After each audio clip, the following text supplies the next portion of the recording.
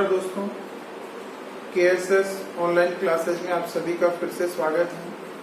कल हमने और उससे पहले भी हमने मौसम आधारित फसल बीमा योजना पर हमने चर्चा की। हमने मौसम आधारित फसल बीमा योजना की सामान्य जानकारी पहले वीडियो में प्राप्त की। दूसरे वीडियो में हमने मौसम आधारित फसल बीमा योजना का पायलट प्रोजेक्ट और उसकी विभिन्न प्रकार की जो कार्य प्रणाली थी, किस प्रकार फंक्शनिंग करता है, इसमें क्या स्थितियां होंगी, उनके बारे में हमने चर्चा की। दोस्तों याद रहे, सभी विद्यार्थी जो भी इस वीडियो को देखें तो YouTube चैनल को सब्सक्राइब करें, वीडियो को लाइक और शेयर करें, जिससे कि हमें समय समय पर मोटिवेशन मिलता रहेगा और हम इस कार्य को बहुत शानदार ढंग से करते रहेंगे। हम लोग मौसम आधारित फसल बीमा योजना पर हम लोग फिर से आज चर्चा कर रहे हैं। मौसम आधारित फसल बीमा योजना, कल हमने चर्चा की थी मौसम आधारित फसल बीमा योजना और सामान्य कृषि बीमा योजना, इन दोनों में क्या डिफरेंसेस थे। मौसम आधारित फसल बीमा योजना की प्रोसेसिंग या कार्य प्रणाली क्या थी, इसके बारे में भी हमने चर्चा की।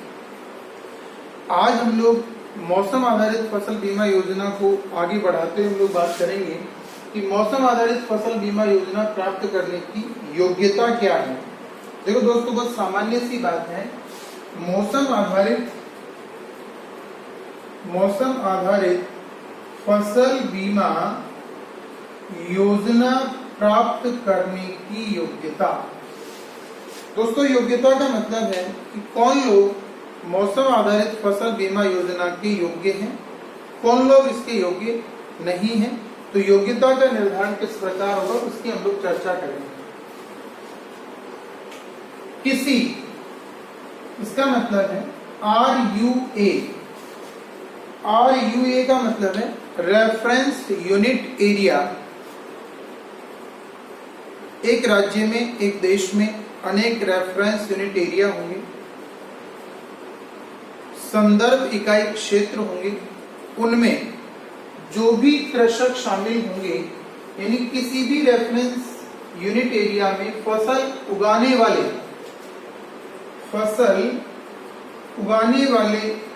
कृषक बीमा लेने के पात्र होंगे। सपोज करिए कि सांगानेर तहसील को यदि एक रेफरेंस यूनिट एरिया माना गया है, तो उस रेफरेंस एरिया यूनिट के अंतर्गत जितने भी कृषक फसल उगाएंगे वे सभी लोग मौसम आधारित फसल बीमा योजना के पात्र माने जाएंगे। इसमें उन्हीं संस्थाओं, ध्यान रहे दोस्तों, इसमें उन्हीं संस्थाओं एवं बैंकों से ऋण लेना अनिवार्य है जिनके पास, अब ऐसा नहीं है कि सामान्य ऋण संस्थाओं या वित्तीय संस्थाओं या बैंकों से हम लोग ऋण ले लें, लेकिन इसमें विशेष बात यह है कि जिन बैंकों और संस्थाओं के पास विशेष फसल के लिए अनुमोदित ऋण सीमा है, उन्हीं से हमें ऋण लेना होगा। हम किसी भी सामान्य बैंकों या वित्तीय संस्थाओं से ऋण नहीं ले सकते हैं। तो आगे देखिए दोस्तों, इसमें उन्हीं संस्थाओं एवं बैंकों से ऋण लेना अनिवार्य है जिनके पास विशेष फसल के लिए अनुमोदित ऋण सीमा है। यानी हमने खरीफ की फसल के अंतर्गत मान लीजिए कि हमने बाजरा या ज्वार के प्रोडक्ट को ध्यान में रख करके यदि इस फसल बीमा योजना का हम लाभ लेना चाहते हैं, तो फिर हमें उस फसल के लिए ऋण सीमा उन संस्थाओं के पास या बैंकों के पास होना अनिवार्य है। बीमित राशि की गणना विधि, जो भी कृषकों की बीमित राशि है, बीमित राशि का मतलब है यदि कृषक अपनी फसल का बीमा करवाते हैं तो बीमा करवाते समय ही ये निर्धारित कर दिया जाता है कि उस फसल की बीमित राशि क्या है, यानी उसमें नुकसान या कोई भी प्रॉब्लम आने पर, फसल के नष्ट होने पर, उसकी गुणवत्ता में कमी आने पर वो बीमित राशि क्या दी जाएगी, उसका निर्धारण किस प्रकार होगा। तो इसमें ये बिंदु है कि बीमित राशि की गणना विधि किस प्रकार की जाएगी? बीमित राशि का पूर्वानुमान लगाया जाएगा। जब फसल बोई जाती है, फसल को उगाया जाता है, उसी समय बीमित राशि का पूर्वानुमान लगाया जाएगा। दूसरी बात, तो बीमित राशि का क्या किया जाएगा? पूर्वानुमान लगाया जाएगा। अब देखो दोस्तों, कोई भी बीमा कंपनी और राज्य सरकार विशेषज्ञों का निर्धारण करती है कि जो फसल बीमा के लिए बीमित राशि का निर्धारण करेगी। हर कोई व्यक्ति इसको नहीं निर्धारित कर सकता, क्योंकि जो फसल बीमा के अंतर्गत जो राज्य सरकार द्वारा निर्धारित व्यक्तियों द्वारा या सामान्य जो बीमा कंपनियां हैं उनके द्वारा निर्धारित विशेषज्ञों के द्वारा ही इसका निर्धारण किया जाएगा। तो विशेषज्ञों द्वारा जो भी प्रति हेक्टेयर बीमित राशि निर्धारित की गई है उसका भी उल्लेख पहले ही कर दिया जाएगा। विशेषज्ञों द्वारा फसल के शुरुआत में, जब हम फसल की बुआई कर रहे हैं, उसी समय प्रति हेक्टेयर या हम कहें प्रति इकाई क्षेत्र, ये हेक्टेयर में हो सकता है, बीघा में हो सकता है, एयर में हो सकता है, इसकी नाप कोई भी हो सकती है। जरूरी नहीं है कि प्रति हेक्टेयर पर प्रति इकाई क्षेत्र, एक इकाई क्षेत्र का हमें निर्धारण करना होगा। हेक्टेयर बीमित राशि की पूर्व घोषणा, यानी ये विशेषज्ञ बीमित राशि की पहले से घोषणा करेंगे। विभिन्न RUA के लिए भिन्न हो सकती है। इसका मतलब मान लीजिए कि राजस्थान में 500 रेफरेंस यूनिट एरिया है, तो प्रत्येक यूनिट एरिया में बीमित राशि अलग अलग हो सकती है, क्योंकि प्रत्येक रेफरेंस यूनिट एरिया में मौसम की दशाएं अलग अलग होंगी, इसलिए अब बीमित राशि भी अलग अलग हो सकती है। क्योंकि वातावरण और मौसम हमारी क्रॉप को प्रभावित करता है, तो वो अलग अलग हुई, इसीलिए रेफरेंस यूनिट एरिया को डिसाइड किया जाता है, संदर्भ इकाई क्षेत्रों का निर्धारण किया जाता है। विभिन्न फसलों के लिए देखो दोस्तों, न केवल रेफरेंस यूनिट एरिया, यदि फसलें भी अलग अलग हैं तो उनके लिए भी बीमित राशि भिन्न भिन्न होंगी, अलग अलग होंगी। उनके लिए भी बीमित राशि क्या होगी? अलग अलग या भिन्न भिन्न हो सकती है। मौसम के मानदंडों के आधार पर इसकी गणना की जाएगी, यानी विशेषज्ञ पिछले 25 से 100 वर्षों के मौसम आंकड़ों के मानदंडों के आधार पर निर्धारित करेंगे कि यहाँ पर बीमित राशि प्रति इकाई क्षेत्र क्या होगी, दूसरे रेफरेंस यूनिट एरिया में प्रति इकाई क्षेत्र बीमित राशि क्या होगी। तो ये गणना विधि की एक तरीका है जिसमें बीमित राशि का पूर्वानुमान निश्चित रूप से लगाया जाएगा, क्योंकि फसल खराब होने पर यदि हम लगाते हैं तो वो पक्षपात होगा। विशेषज्ञों द्वारा फसल के शुरुआत में ही प्रति इकाई क्षेत्र या प्रति हेक्टेयर के आधार पर उसको निर्धारित कर दिया जाएगा। विभिन्न रेफरेंस यूनिट एरिया के लिए अलग अलग होगी और अलग अलग फसलों के लिए भी अलग अलग होगी। मौसम के मानदंडों के आधार पर इसकी गणना की जाएगी। जिस प्रकार एक रेफरेंस यूनिट एरिया में जैसी मौसम की दशाएं रही है वैसा का वैसा होगा। देखो दोस्तों, आप सभी लोग कृषक की संतानें हैं या कृषकों से हमारा बहुत रिलेशन या नाता रहा है, क्योंकि हमारे राज्य की बात करें या भारत की बात करें तो भारत में 70% लोग एग्रीकल्चर पर बेस्ड हैं, गाँव में निवास करते हैं, और राजस्थान में भी लगभग 75% लोग गाँव में निवास करते हैं और ग्रामीण क्षेत्रों के जीविकोपार्जन का मुख्य व्यवसाय कृषि है। तो हमारे लोगों का जीविकोपार्जन का मुख्य व्यवसाय कृषि होने के कारण हम सभी लोग कृषि से जुड़े हुए हैं। तो कृषि के अंतर्गत जो भी जोखिम या अनिश्चितताएं व्याप्त है, उन सभी अनिश्चितताओं और जोखिमों से हम परिचित हैं। उन अनिश्चितताओं और जोखिमों में जो भी प्रॉब्लम्स हमारे सामने आती है उन्हें हम लोग जानते हैं और उनमें क्या क्या स्थितियां विद्यमान हैं। तो जब भी हम बीमित राशि की गणना करें तो हमें इन सब चीजों का ध्यान रखना होगा और ये विषय विशेषज्ञों द्वारा कार्य किया जाता है। दोस्तों, हम लोग कृषक कृषि कार्य हम स्वयं भी कर रहे हैं, हमारे माता पिता भी कर रहे हैं, हमारे आस पड़ोस में भी कर रहे हैं। जो लोग अब की युवा पीढ़ी में जो लोग नहीं कर रहे हैं, पर वो देख जरूर रहे हैं कि कृषि में कभी अतिवृष्टि, कभी अनावृष्टि, कभी ओलावृष्टि, कभी पाला गिरना, कभी तापमान का बहुत ज्यादा हो जाना, कभी टिड्डियों का दल आ जाना, कभी क्या स्थितियां हो जाना, अनेकों प्रकार की कृषि में जो संकट हमारे सामने आते रहते हैं, उनसे कृषक भयभीत रहता है और वो किसी भी फसल को उगाने में रिस्क नहीं ले पाता। तो उनकी जोखिम क्षमता में वृद्धि करने के लिए मौसम आधारित फसल बीमा योजना का भारत सरकार ने प्रावधान रखा, जिसमें राज्य सरकारें भी अपना योगदान, अपना कंट्रीब्यूट कर रही है। दोस्तों अब हम देखिए, हम लोग बात करेंगे प्रीमियम दर।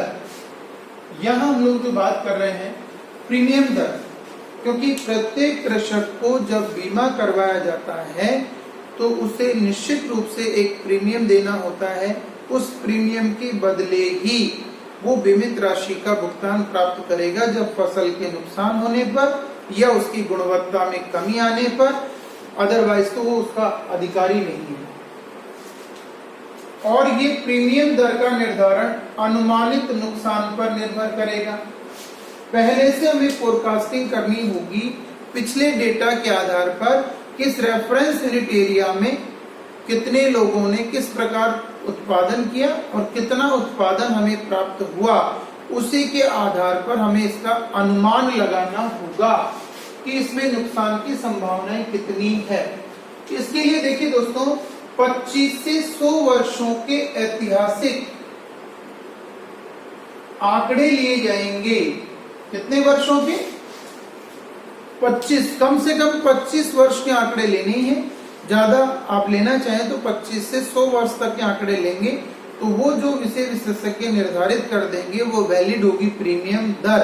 तो प्रीमियम दर का निर्धारण करते समय हम नुकसान का अनुमान लगाएंगे, 25 से 100 वर्षों के आंकड़ों को देखेंगे और प्रत्येक रेफरेंस यूनिट एरिया के लिए ये भिन्न होगी, क्योंकि प्रत्येक रेफरेंस यूनिट एरिया का जो मौसम है वो अलग अलग होगा। प्रत्येक फसल हेतु ये अलग हो सकता है। इसमें जो भी नुकसान की भरपाई होगी या जिसका भी निर्धारण होगा, उसमें केंद्र और राज्य सरकारों का जो योगदान है वो 50-50% होगा। यदि प्रीमियम लिया जा रहा है तो वो भी 50-50% दिया जाएगा और नुकसान की क्षतिपूर्ति की जाएगी तो राज्य सरकारों का कंट्रीब्यूशन 50-50% होगा। यदि सरकारें सब्सिडी देती हैं या कोई और बात होती है, क्योंकि बीमा कंपनियां इस काम को करेगी, प्रीमियम राशि तो लेगी बीमा कंपनियां, प्रीमियम राशि कौन लेगी? बीमा कंपनियां, और क्षतिपूर्ति की राशि भी कौन देगी? बीमा कंपनियां। लेकिन केंद्र और राज्य सरकारों की भूमिका होगी कि जब सब्सिडी का निर्धारण किया जाएगा और कृषक यदि सब्सिडी देने में सक्षम नहीं है तो उस पर सरकार प्रीमियम पर सब्सिडी देती है, जिसमें केंद्र और राज्य सरकारें दोनों 50-50% देंगे। सपोज करो कि प्रति हेक्टेयर 500 रुपए प्रीमियम दर का निर्धारण किया गया। अब उसमें हमारे यहाँ के कृषक 500 रुपए प्रति हेक्टेयर देने में सक्षम नहीं है, तो यदि 250 रुपए सरकार सब्सिडी दे देती है तो कृषक को 250 रुपए प्रीमियम भरना पड़ेगा, लेकिन बीमा कंपनी को तो 500 रुपए देना पड़ेगा। बीमा कंपनी को कितना देना पड़ेगा? 500 रुपए। तो 250 रुपए में से 125 रुपए केंद्र सरकार देगी और 125 रुपए राज्य सरकार देगी और 250 रुपए स्वयं कृषक के द्वारा दिया जाएगा। ये डिपेंड करेगा कि सब्सिडी कितनी दी जा रही है। मैंने एक एग्जांपल के तौर पे आपको बताया कि ये सब्सिडी जो सरकारों के द्वारा दी जाएगी वो राज्य और केंद्र सरकार को 50-50% देनी होगी। तो दोस्तों ये 50% केंद्र सरकार, 50% राज्य सरकार। विभिन्न फसलों के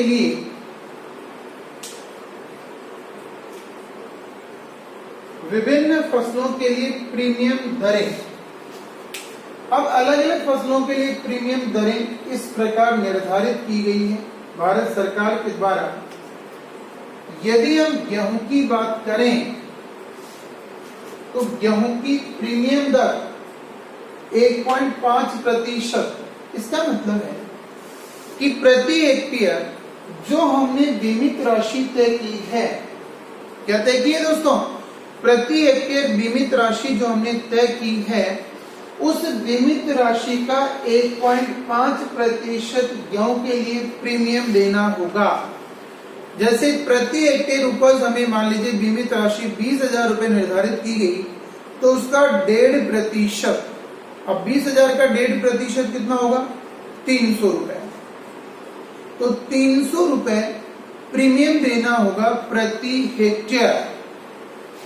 या फिर दूसरी बात क्या है, या तो 1.5% उसे प्रीमियम देना होगा, या बीमांकित दर, या फिर हमने जब भी फॉर्म भरा फसल बीमा का, तो उस समय उसमें जो अंकित कर दी गई दर, उस दर से उसे भुगतान करना होगा प्रीमियम का। दोनों बातें हैं, 1.5% या उसमें अंकित दर। इन दोनों में जो भी कम होगा, 1.5% से भी 300 रुपया होता है, और बीमांकित दर के अंतर्गत मान लो 250 रुपया होता है, तो फिर उसे 250 रुपया ही देना होगा, 300 रुपया नहीं देना होगा। दोनों में जो भी कम होगा, क्योंकि कृषकों पर प्रीमियम का भार सरकार के द्वारा कम से कम डाला जाए, क्योंकि सरकारें वेलफेयर के लिए काम करती है, कल्याण के लिए काम करती है। उन कृषकों का वेलफेयर या कल्याण होना ही चाहिए। तो दोनों में जो भी कम हो वो निर्धारित की जाएगी। अन्य अनाज, अब गेहूं के अलावा देखिए दोस्तों, अन्य अनाज क्या है, जैसे चावल है, ज्वार, बाजरा, दालें, तिलहन, यदि इनकी हम बात करें, अब देखो दोस्तों प्रॉब्लम क्या है कि यहाँ पर 1.5% निर्धारित की गई और यहाँ पर 2%, क्योंकि ये सभी खरीफ की फसलें हैं और ये रबी की फसल है। गेहूं में नुकसान होने की संभावना कम है, इसलिए वहां प्रीमियम राशि भी कम है। यहाँ ज्वार, बाजरा, दालें, तिलहन, इनमें नुकसान की संभावना ज्यादा है, क्योंकि वर्षा पर आश्रित है।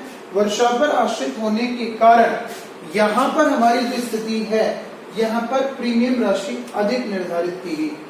जब 20,000 पर वहां 300 रुपया दिया जा रहा है, और यह 20,000 प्रति हेक्टेयर यदि बीमित राशि है, तो यहाँ 400 रुपए प्रीमियम का भुगतान किया जाएगा, क्योंकि कृषकों को प्रीमियम देना ही होगा, जिसके बदले में हम भुगतान प्राप्त करते हैं। चाहे हम लाइफ इंश्योरेंस लें तो उसमें भी हम लोग प्रीमियम राशि देते हैं हर वर्ष, चाहे वो हमारी फसल का बीमा हो, उसमें में भी प्रत्येक फसल के लिए हमें प्रीमियम राशि का भुगतान करना होता है, जिसके बदले में हम उसे प्राप्त करते हैं। अब देखिए दोस्तों, ये तो इसमें भी वही बात है कि या तो बीमांकी की जो दर है वो हो, इन दोनों में जो भी कम हो। यदि 2% से 400 रुपया बन रहा है और बीमांकित दर से 300 रुपया बन रहा है, तो फिर 300 रुपए का भुगतान करना होगा प्रीमियम के रूप में प्रति हेक्टेयर। तो इन दोनों में से जो भी कम होगी वही देना होगा। वार्षिक व्यवसायिक एवं बागवानी फसलें, व्यवसायिक यानी व्यवसाय के उद्देश्य से जो भी हम फसल उगाते हैं, बागवानी फसलें जिनके हम बागान लगाते हैं, चाहे वो फलों के बागान हो, चाहे वो सब्जियों के बागान हो, उनके लिए भी प्रीमियम राशि का प्रावधान रखा गया है। देखिए सीरियल नंबर 1 की हम बात करें, तो सीरियल नंबर 1 में हम लोग देखें दोस्तों कि यहाँ प्रीमियम दर 2% निर्धारित की गई। कितने निर्धारित की गई? 2%। लेकिन यहाँ पर कोई सब्सिडी नहीं दी जाएगी सरकार के द्वारा। यदि प्रीमियम दर 2% के स्तर पर है, तो सरकार किसी प्रकार की कोई अनुदान नहीं देगी, कोई सब्सिडी नहीं देगी। दूसरा, यदि इसका स्तर 2 से 5% है, यानी प्रीमियम दर बीमित राशि का 2%, 2.5%, 3%, 4% या 5% है, तो ऐसी स्थिति में 25% सब्सिडी का प्रावधान रखा गया। कितना दोस्तों? 25% सब्सिडी सरकार के द्वारा दी जा सकती है, लेकिन कब? 2% मिनिमम निवल, निवल का मतलब होता है शुद्ध या नेट, 2% मिनिमम निवल प्रीमियम कृषक द्वारा देय होना चाहिए, यानी 2.5 के बीच में होना चाहिए, लेकिन मिनिमम यदि 2% कृषक प्रीमियम देता है तो उसे 25% तक सब्सिडी दी जा सकती है। ये दूसरी बात है। तीसरी बात देखिए दोस्तों, 5 से 8%, इसमें 40% तक सब्सिडी दी जाती है, दी जा सकती है, परंतु मिनिमम जो प्रीमियम कृषक द्वारा जो देय होगा वो निवल प्रीमियम जो कृषक द्वारा देय होगा 3.75% होगा, यानी 3.25% निवल प्रीमियम यदि कृषक देता है तो 40% तक उसमें सब्सिडी का प्रावधान रखा जा सकता है। मैं बात कर रहा हूं व्यवसायिक और बागवानी फसलों की। व्यवसायिक फसलें जैसे गन्ना है, जूट है, कपास है, बागवानी फसलों में सभी प्रकार के फल और सब्जियों को शामिल किया जाता है। इनमें नुकसान की संभावनाएं भी ज्यादा होती है, इसलिए इनमें प्रीमियम की राशि भी ज्यादा होती है, और इससे हम एक व्यवसाय करते हैं, इसलिए इनमें प्रीमियम की राशियां भी ज्यादा निर्धारित की गई है। अब देखिए दोस्तों, चौथा स्तर हम लोग देखें, यदि 8% की हम लोग बात करें तो ये 8% के अंतर्गत हम लोग देखेंगे कि इसमें 50% सब्सिडी का प्रावधान रखा गया। कितने प्रतिशत? 50%। लेकिन इसमें भी कृषक 4.8% न्यूनतम निवल प्रीमियम कृषक देगा। मिनिमम निवल जो प्रीमियम है कौन देगा? कृषक देगा। और मैक्सिमम कितना दे सकता है वो? 6% निवल प्रीमियम कृषक द्वारा देय हो तो 50% सब्सिडी का प्रावधान रखा गया है, अदरवाइज कोई सब्सिडी नहीं दी जाएगी। तो दोस्तों ये देखिए कि विभिन्न प्रकार की फसलों के लिए प्रीमियम दरें, गेहूं के लिए, अनाज के लिए, इन सब चीजों के लिए हमने निर्धारित किया। मौसम आधारित फसल बीमा योजना। देखो दोस्तों, ये हमने जो पायलट प्रोजेक्ट जो बनाया, उस पायलट प्रोजेक्ट के बारे में हमने चर्चा की। पायलट प्रोजेक्ट की कार्य प्रणाली हमने देख ली, पायलट प्रोजेक्ट की सामान्य परिस्थितियां क्या थी उसके बारे में हमने अध्ययन कर लिया। पायलट प्रोजेक्ट में या मौसम आधारित फसल बीमा योजना में बीमित राशि की गणना किस प्रकार की जाएगी, प्रीमियम दरों का निर्धारण कैसे होगा, विभिन्न फसलों के लिए प्रीमियम दरें क्या क्या है, केंद्र और राज्य सरकार इसका निर्धारण कैसे करेंगी। इसी प्रकार इसमें बहुविकल्पीय प्रश्नों पर भी चर्चा की जाती है। अब देखो दोस्तों, मौसम आधारित खरीफ फसल बीमा योजना 2009 में शुरू की गई। मौसम आधारित खरीफ फसल बीमा योजना कब शुरू की?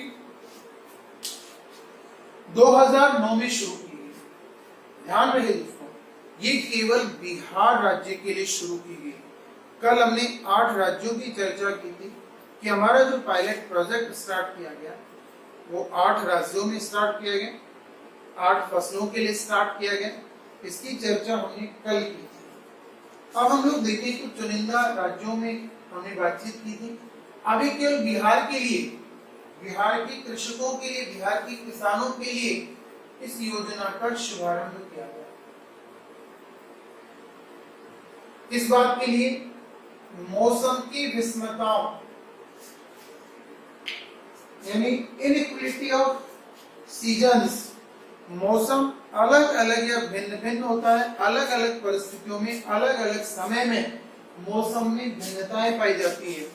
तो मौसम की जो विषमताएं है, तो मौसम की विषमताओं से उपज जो भी प्रोडक्शन प्राप्त करते हैं उसकी संभावित क्षति की भरपाई के लिए इस योजना का शुभारंभ किया गया है।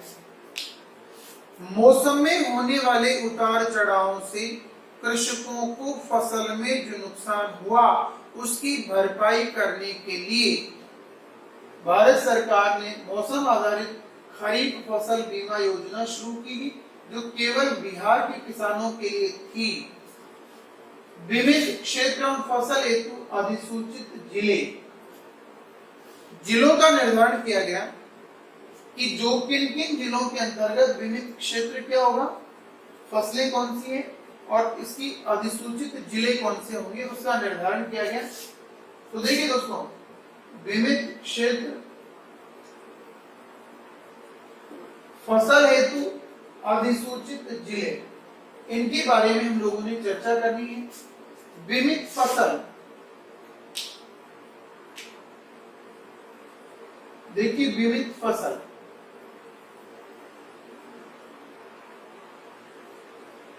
चिन्हित जिले, अधिसूचित अंचल या क्षेत्र एरिया। धान, धान का मतलब होता है दोस्तों चावल, धान का मतलब क्या होगा, चावल।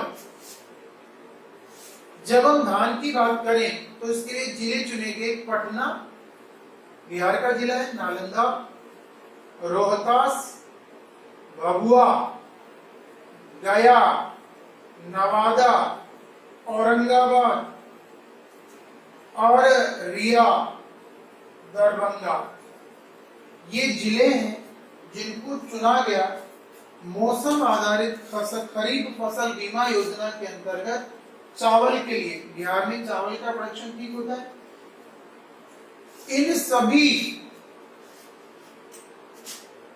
इन जिलों के सभी अंचल इसमें शामिल किए गए, यानी इन जिलों में से कोई भी क्षेत्र छोड़ा नहीं गया। इन जिलों के सभी क्षेत्रों को इस योजना के अंतर्गत शामिल किया गया। मक्का की यदि हम लोग बात करें दोस्तों, तो इसमें 2 जिलों को शामिल किया गया, भागलपुर और खगड़िया। इन जिलों के सभी अंचल शामिल किए गए। ये जो बीमा सुविधा दी गई, ये बीमा सुविधा कौन प्रदान कर सकता है? देखिए दोस्तों, महत्वपूर्ण बात है कि ये जो बीमा सुविधा है,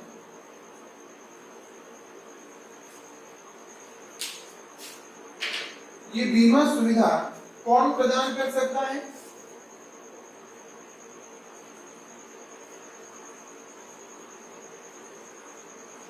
वे कृषक, ध्यान से देखिए दोस्तों, वे कृषक जिनके पास अधिसूचित, जो भी राज्य सरकार या भारत सरकार ने अधिसूचित क्षेत्र निर्धारित किया है में अधिसूचित फसलों को उगाने के लिए, और उसमें अधिसूचित फसल न केवल क्षेत्र का निर्धारण बल्कि फसलों का निर्धारण भी कर दिया गया, को उगाने के लिए अनुमोदित ऋण सीमा 21 जुलाई 2009 तक, और उसमें अवधि का निर्धारण भी किया गया कि अधिसूचित अंचल, अधिसूचित फसल, अनुमोदित ऋण सीमा 21 जुलाई 2009 तक हो तो उन्हें यह बीमा सुविधा प्राप्त होगी।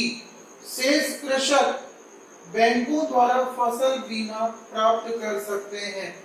जो कृषक इस सीमा में नहीं आते हैं वो किसके द्वारा दोस्तों, शेष जो कृषक है बैंकों द्वारा फसल बीमा, वो बैंकों के द्वारा या अन्य वित्तीय संस्थाओं के द्वारा फसल बीमा प्राप्त कर सकते हैं।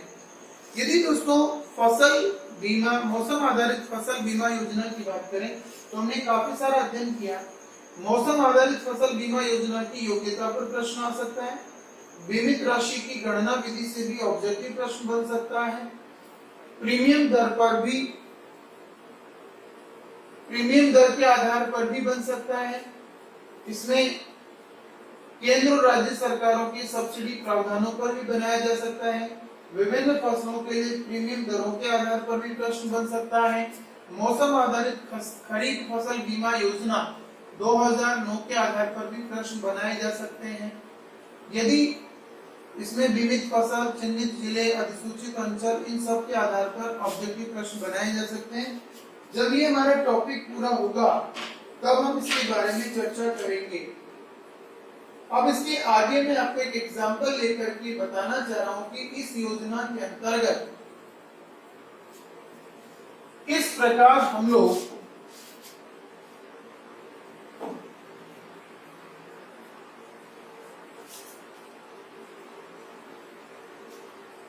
बीमा राशि का निर्धारण करेंगे।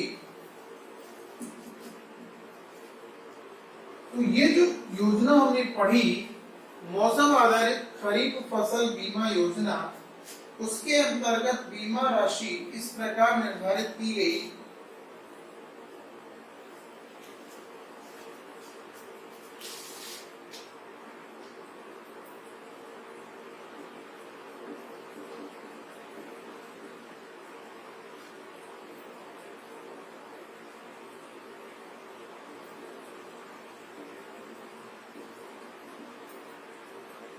इसके अंतर्गत प्रति हेक्टेयर 20,000 रुपए निर्धारित किया गया था। इस योजना के अंतर्गत 20,000 रुपए प्रति हेक्टेयर निर्धारित किया गया। इसमें प्रीमियम राशि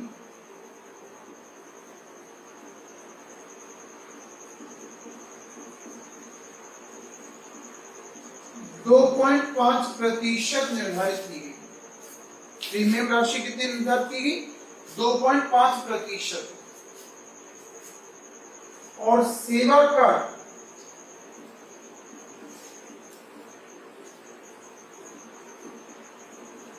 10.30% निर्धारित किया गया। सेवा कर 10.30% निर्धारित किया गया।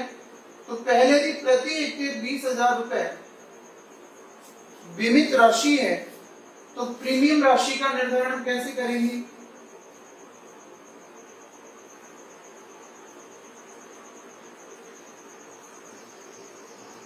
प्रीमियम राशि इज इक्वल्स टू इंटू 2.5/100। अब इसको जब हम मल्टीप्लाई करते हैं,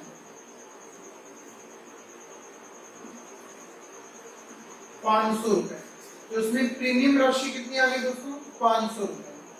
अब ₹500 पर सेवा कर कितना है? 10.30।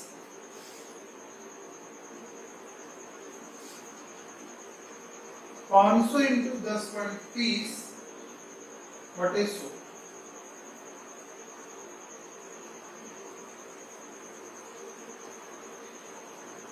जीरो। तो सेवा कर ₹51.50। तो शुल्क सहित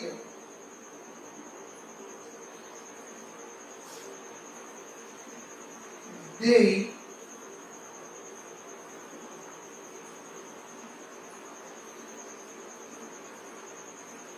कृषकों द्वारा देय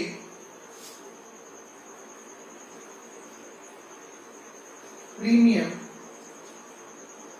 राशि 500 प्लस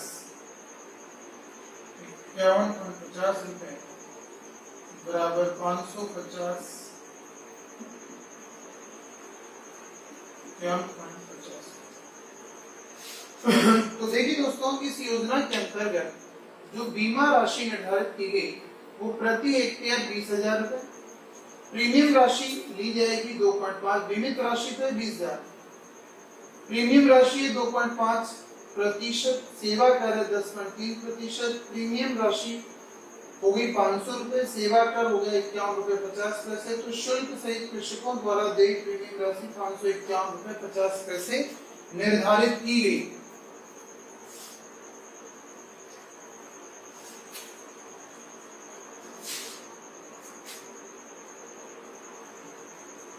ये निर्धारित की। तो देखिए दोस्तों, इसकी आगे की जो चर्चा है हम लोग कल करेंगे। इसके आगे हम लोगों को देखना है, इसके बहुविकल्पी प्रश्नों पर हम लोग चर्चा करेंगे। इसकी दावों की प्रक्रिया किस प्रकार होगी उसमें हम लोग चर्चा करेंगे। दावों का निपटारा किस प्रकार किया जाएगा उस पर हम लोग चर्चाएं करेंगे। और अब तक जितने भी वीडियो हमने देखे हैं मौसम आधारित फसल बीमा योजना के अंतर्गत, उन सभी के बारे में हम लोग उनके ऑब्जेक्टिव प्रश्नों पर भी चर्चा करेंगे और उसका जो पार्ट रह गया है उस पर भी हम लोग चर्चा करेंगे।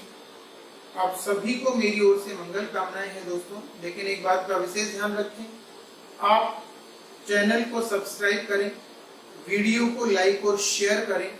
ज्यादा से ज्यादा लोगों के यदि आप शेयर करेंगे तो ज्यादा से ज्यादा हमें मोटिवेशन मिलेगा मोटिवेशन मिलने से लोग अपना कार्य में और कुशलता लाते हैं और अच्छे ढंग से वो काम करते हैं। तो मेरी ओर से आप सभी लोगों को हार्दिक शुभकामनाएं। कोविड-19 में आप घर पर ही रहें, सुरक्षित रहें। यदि आप घर पर रहेंगे तो सुरक्षित रहेंगे, घर से बाहर निकलें तो मास्क का प्रयोग अवश्य करें। जो हम लोग फोन वगैरह या दूसरी चीजों पर हम लोग टीवी वगैरह में, समाचार पत्रों में, पत्र पत्रिकाओं में देख रहे हैं, उसकी अनुपालना करें। केवल फॉर्मेलिटी नहीं होनी चाहिए दोस्तों। मेरी ओर से आप सभी को मंगल कामनाएं, हार्दिक शुभकामनाएं। नमस्कार। Thank you.